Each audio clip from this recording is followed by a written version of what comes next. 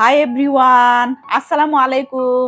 আরবিস লাইফস্টাইলে সবাইকে স্বাগতম। আমার বান্ধবী মরিয়ম আর ওর মেয়ে এসেছিল আমার সাথে দেখা করার জন্য। তো আমরা সবাই মিলে চলে গেলাম সানভিস বাই তন্নির যে নতুন শোরুমটা নিয়েছে সেটাতে। এই শোরুমটা ছিল স্টেডিয়ামের ঠিক অপোজিটে। তো আমরা ওইখানে গিয়ে দেখলাম বেশ নতুন নতুন আইটেম উঠিয়েছে, আর স্পেসটা এত বড় ছিল, অনেক খোলামেলা ছিল। তো এখানে গিয়ে খুবই ভালো লাগলো। কিন্তু কথা হচ্ছে, আমার বান্ধবী এসেছিল, ও আমার জন্য কি নিয়ে এসেছিল সেটা যদি আপনারা জানতে চান তাহলে ভিডিওটা শেষ পর্যন্ত দেখতে হবে। তো আমরা শোরুমে গিয়ে দেখছিলাম যে ওর নতুন নতুন যে কালেকশনগুলো ছিল সেগুলো আমরা দেখছিলাম। শাড়ি ছিল, অনেক ডিজাইনের শাড়ি ছিল, অনেক মানে রিজনেবলের মধ্যে ছিল কিছু শাড়ি, কিছু ছিল দামি।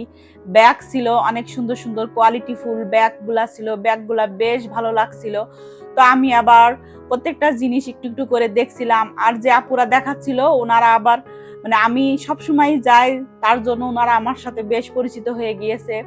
আর এই যে শাড়িটা, এই শাড়িটা আমার এত ভালো লেগেছিল, আমার মনে হচ্ছিল যে আমি এখনই কিনে ফেলি। শাড়িটার দাম 5,000-এর উপরে ছিল, কিন্তু আমার কাছে খুব ভালো লেগেছিল। আর এই শাড়িটার দাম 10,000-এর উপরে ছিল। তো প্রত্যেকটা শাড়ি আসলে খুবই সুন্দর ছিল, ড্রেসগুলোও খুবই সুন্দর ছিল। এই ড্রেসগুলা 8,000 10,000 করে দাম ছিল। যেরকম দাম সেরকম জিনিসের কোয়ালিটিও বেশ ভালো ছিল। কিন্তু আমি এত দামি ড্রেস তো কিনবো না, আমি অল্প দামের মধ্যে দেখছিলাম। তো আমার এই যে মাস্টার্ড কালারের এই বাটিক ড্রেসটা খুবই ভালো লেগেছিল, এটার দাম ছিল 2800 টাকা। আমি আরেকটু কমের মধ্যে কিনবো বাসায় পরার জন্য সব সময়। তো আমি এই ড্রেসটা আমার ভালো লেগে গেল, পাতলা নরম সুতির। আমি তো সবসময় সুতির ড্রেস খুব কমফোর্টেবল ফিল করি, তার জন্য আমি এটাই পছন্দ করি। তো ফাইনালি আমি এই ড্রেসটাই নিয়ে নিলাম, হালকা পিঙ্ক কালারের মধ্যে ছোট ছোট কাজ। এটাই আমার কাছে ভালো লাগলো আর আমি এটা নিয়ে নিলাম। তারপরে নেওয়ার পরে কি করলাম, বিল দিলাম। বিল দেওয়া শেষ হয়ে যাওয়ার পরে এখন তো আমি চলে আসব। এখন দেখি মরিয়ম তার ব্যাগ থেকে আমার জন্য কিছু আম আর জাম বের করছে। তো আমি প্রথমেই বুঝতে পারি নাই যে ও আমার জন্য নিয়ে আসছে। তারপরে বলছে যে একটা ব্যাগ নিয়ে এগুলো তোর জন্য নিয়ে আসছি। তো আমি তো অনেক খুশি হয়ে গেলাম আর অবাকও হলাম যে ও আমার সাথে বলছে যে জাস্ট দেখা করবে, ও যে আমার জন্য আমার জাম নিয়ে আসছে, তার জন্য আমার অনেক ভালো লাগলো।